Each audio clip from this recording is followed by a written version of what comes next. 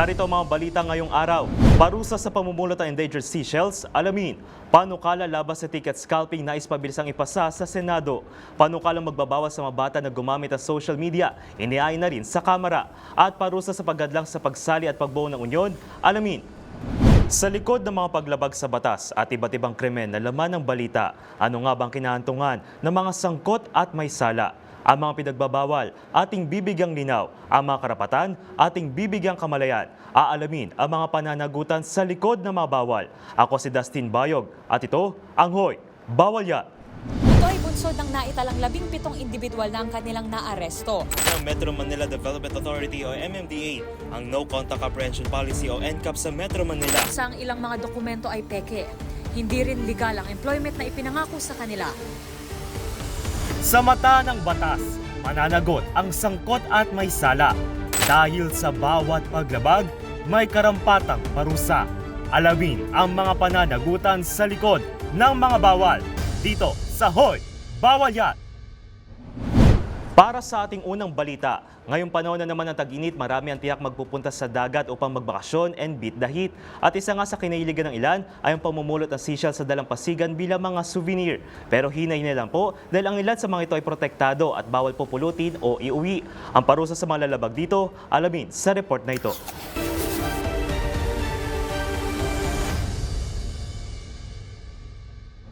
Sa higit 7,000 isla sa Pilipinas ay hindi may kakaila na isang bansa sa may mamagagandang karagatan at anyong tubig. Gayun din ay mayaman din na bansa sa mga yaman dagat mula sa mga isda at maging sa mga seashells na napapadpad sa mga dabing dagat o dalampasigan. Kaya naman ang ilan sa atin ay mahilig din mamulot ng mga seashell na maring gawin pang-display sa mga tahanan o ilagay sa aquarium. Pero sa ilang pagkakataon, ito ay pinagbabawal. Mayroon kasing umiiral na patakaran na nagpaprotekta sa pamumulot o pag-uwi ng ilang species ng seashells dahil sa tinuturing na itong rare o threatened species. Ayon sa Fisheries Administrative Order No. 208 Series of 2001, ipinagbabawal para sa isang tao ang kumuha o manghuli ng ilang species ng shells, gastropods, talangka, taklobo, sea snakes at maging mga botanding at dolphins. Narito ang ilang itsura ng mga protected species ng mga seashell.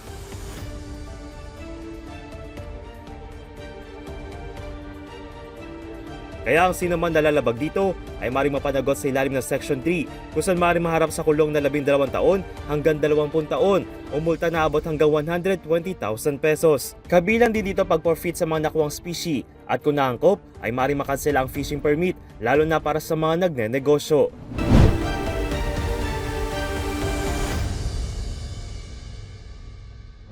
Sa ibang balita para naman sa mga concert goer ay madalas na ba kayo maubusan ng ticket at umasa na lang sa mga scalpers kung saan higit pa sa doble ang presyo. Ito ang naistugon din ni Senator Kiko Pangilinan kung saan hiniling nito mabilis na pag-usad ng panukala laban sa ticket scalping upang maprotektahan hindi lang mga fans kung hindi pati ang mga artist. Ang buong detalye sa report na ito.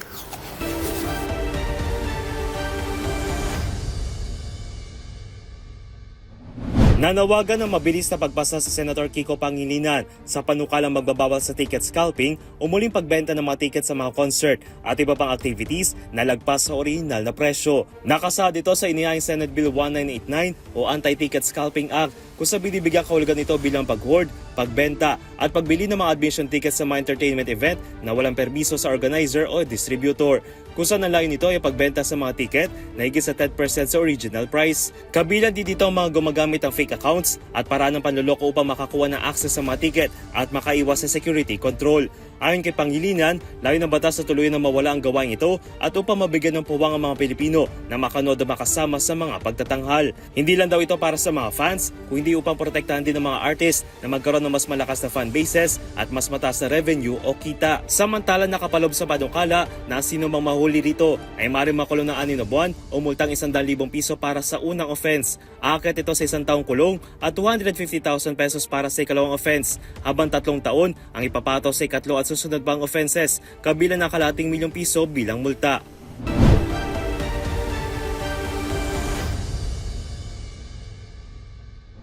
Samantala, inihain na sa Kamara ang panukalang magbabawal sa mga kabataan na gumamit ng social media kasunod ng mga negatibong epekto nito sa kanilang pisikal at mental na kalusugan.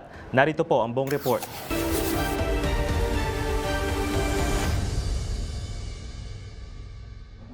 Naghain ng panukala si SIBAC Representative and Brother Eddie Villanueva na magtatakda ng edad para sa mga bata na makagamit ng social media. Sa House Bill 8262 o Social Media Protection for Minors Act, ipagbabawal ang pag-access sa social media sa mga batang edad 16 pababa. Layo nito na maprotektahan ng mga kabataan na ma-expose sa mga panganib na dala ng social media gaya ng pang-abuso, bullying at maging ang adiksyon. Bagaman ipagbabawal, nakasad sa panukala ng pananagutan ay mapupunta mismo sa mga social media platforms. Kung sakaling may isa sa batas, maaaring marap ang mga lalabag dito ng mga warning at multa o hindi naman ay suspensyon ng kanilang mga operasyon. Samantala sa Southeast Asia kung saan kabilang ang bansa, una na nagpatupad ang ganitong batas ang Indonesia kung saan bawal ang social media sa edad 16 pababa. Mababatid na Australia ang unang bansa sa mundo na nagpatupad ng ganitong uri ng regulasyon para sa proteksyon ng mga kabataan mula sa panganib na hatid ng social media.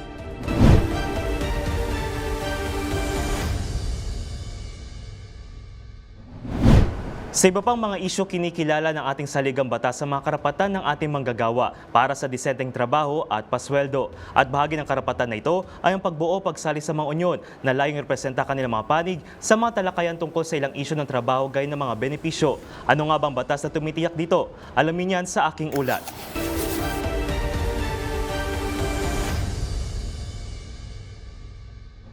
Isang karapatan para sa mga manggagawa na nasa publiko at pribadong sektor ang sumali o bumuo ng kanilang unyon na siya nakaangkla sa ating saligang batas. Ito ay nakapaloob sa Article 3 o Bill of Rights, partikular Section 8 ng 1987 Constitution na isang karapatan na pagbuo ng unyon o asosasyon at hindi dapat ito malimitahan. Ito rin ay nakapaloob sa umira na Labor Code of the Philippines na layong masiguro ang industrial peace at ang partisipasyon ng mga manggagawa sa policy making ng isang kumpanya na may kaugnayan sa kanilang karapatan at interes. Dito rin ay pumapasok ang tinatawag na collective bargaining kung saan bahagi ng negosasyon ng manggagawa at employer upang pag-usapan ang ilang bagay tulad ng pasahod, oras ng trabaho, benepisyo, proteksyon at iba pa hanggang sa makabuo ng collective bargaining agreement o CBA. Sa ibang banda nakapaloob naman sa Republic Act No. 875 Section 4 ang pagbabawal sa mga employer na mamagitan o hadlangan mga empleyado na sumali o bumuo ng unyon. Kabilang dito ang pagsama sa requirements sa trabaho na hindi maaaring sumali sa unyon, magdulot ng diskriminasyon laban sa mga empleyado, tumanggi magkaroon ng collective bargaining at iba pang uri ng panghahadlang. Kung ito ay malalabag, maaari silang maharap sa multang 100 hanggang 1,000 piso o kulong na hindi bababa na 1 buwan hanggang 1 taon. Samantala, kinakailangan naman magparehistro ang mga unyon sa Department of Labor and Employment o DOLE.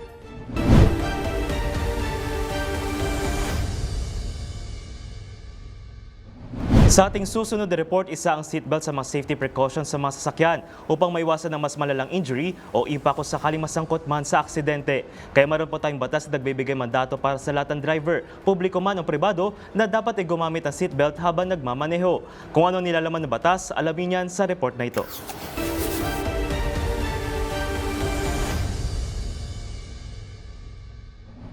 Ang lahat ng sasakyan ay mayroong nakakabit na seatbelt para sa mga driver at sakay nitong pasahero.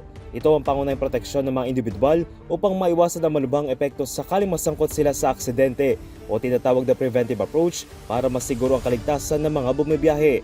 Gayunpaman, ang hindi pagsusot ng seatbelt ay isa pa rin sa most violated driving rules sa bansa. Katwiran ng iba, nalilimitahan ang kanilang galaw, habang iba naman, lagi naman itong nakakalimutan o hindi nakasanayan.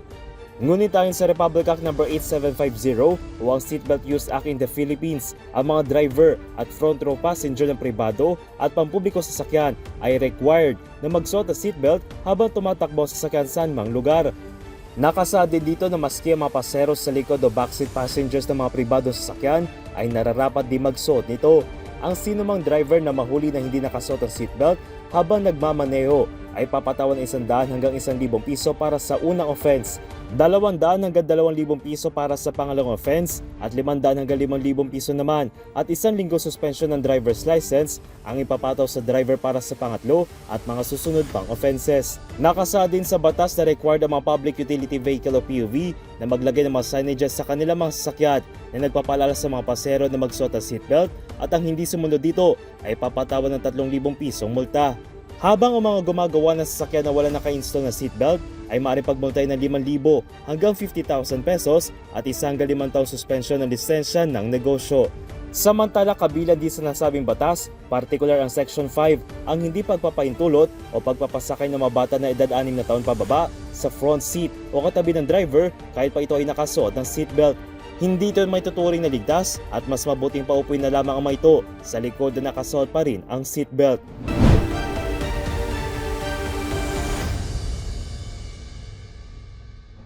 Sa iba pa mga bawal sa mga bara-barangay ay may umiral pa rin na pagpapataya sa weteng o mga iligal na number games kung saan gumagamit ng numero at kombinasyon na may karampatang premyo. Ang mga ganitong uri na sugal ay pinagbabawal po sa ating batas. Kung ano magiging kaparusahan, alamin yan sa aking report.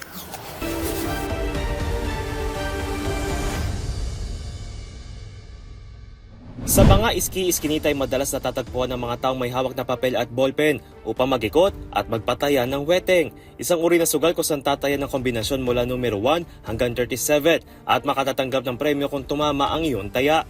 Ang mga ganitong uri na sugal sa mga lugar kasama ng Cara Cruz, horse racing, sabong, bingo, tong eats, card games at iba pang uri ng loto na may kinalaman ng pera ay pinagbabawal sa batas sang-ayon sa Republic Act No. 9287. Nirepaso nito ang Presidential Decree No. 1602 kung saan binibigyang kaparusahan ng mga taong sumasali sa may pinagbabawal na sugal. Ang mga betor o mananaya o ang mga sumasali sa ganitong sugal ay maaaring makulong ng 1 hanggang 3 buwan.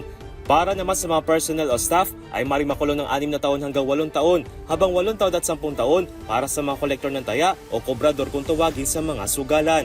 Mas mataas din ang kaparusahan para sa mga operator, financier o kapitalista at mga protector ng mga sinasagawang mga illegal na sugal. Samantala, batay sa Presidential Decree No. 1869, ang Philippine Amusement and Gaming Corporation o PAGCOR ang binibigyan ng mandato para sa pag-regulate, authorize at pagbigyan lisensya sa mga uri na sugal, partikular na sa mga kasino.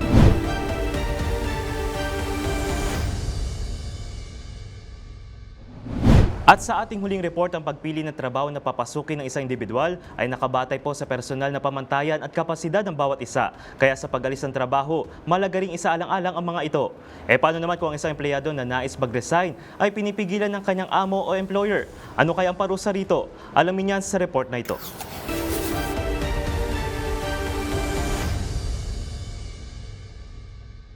May mga pagkakataon na ang isang empleyado ay nais nang umalis sa kanyang trabaho dahil sa ilang personal na dahilan. At kapag umabot na sa ganitong punto sa buhay trabaho nito, may ilang mga hakbang lamang na kailangang gawin ang empleyado na bahagi ng proseso na pagbitaw niya sa trabaho. Kabilang na rin ang pag-aabiso sa mga employer, 1 buwan bago ang inaasahang pag-alis o 1 month advance notice. Ito ay sa paraan ng pagsusumite ng resignation letter.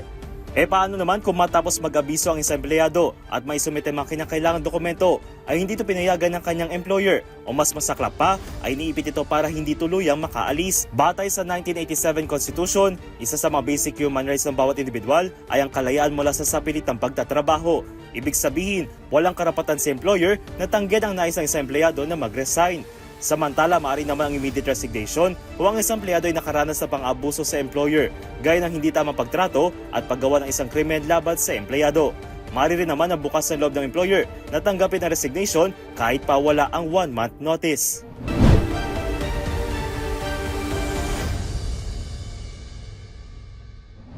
At yan ang mga isyu panligal na gumawa ng ingay nitong mga nagdaang araw. Sa programang ito, mas palalakasin natin ang boses ng batas, mas palalawigin ang pagpapalam ng inyong mga karapatan. Sa panig ng batas, bawat isa ay may kakayang lumaban ng patas at bawat pananagutan ating tatalakayin dito lang sa Hoy, Bawal Yan!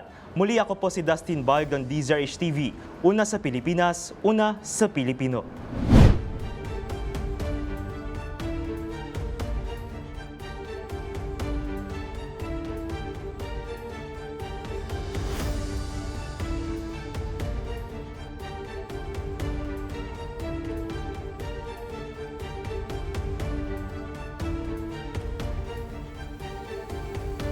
Ito ay bunsod ng naitalang 17 individual na ang kanilang naaresto. Ng Metro Manila Development Authority o MMDA ang No Contact Apprehension Policy o NCAP sa Metro Manila. Sa ang ilang mga dokumento ay peke. Hindi rin legal ang employment na ipinangako sa kanila.